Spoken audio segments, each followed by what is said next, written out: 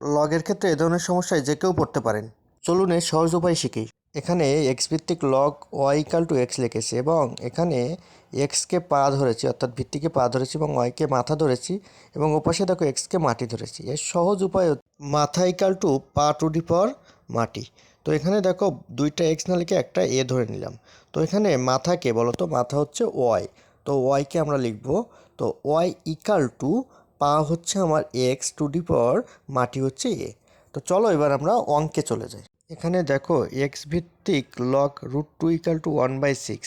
তো এখানে দেখো আমরা যদি ওই সূত্রটা অ্যাপ্লাই করি, তো এখানে দেখো এক্সটা হচ্ছে পা এবং √2টা হচ্ছে আমাদের মাথা এবং 1/6 হচ্ছে কি বলতো আমাদের মাটি। তো আমরা বের করব মাথা ইকাল টু পা টু দি পাওয়ার মাটি। তা মাথাকে এখানে √2 হচ্ছে মাথা, তো তারপরে দেখো ইকাল টু চিহ্ন দিয়েছি এবং এক্স টু দি পাওয়ার 1/6 লিখেছি, যেহেতু এক্স হচ্ছে পা টু দি পাওয়ার মাটি হচ্ছে 1/6। 1/6কে ভেঙে দেখো 1/3 গুণ 1/2 লিখেছি, এটা তো আমরা লিখতেই পারি।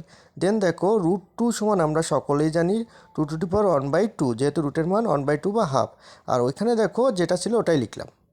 এরপর দেখো এ পাশের হাফ এবং ও পাশের হাফ সহজেই ভ্যানিশ করা যায়, তো ভ্যানিশ করে দিলাম। তাহলে থাকলো কি 2 equal to x to the power 1/3।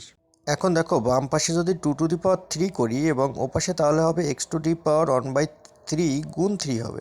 তো এখন দেখো 3 আর 3 ভ্যানিশ হয়ে যায়, তাহলে 2 two the power 3 equal to x হচ্ছে, অর্থাৎ এক্সের মান 8।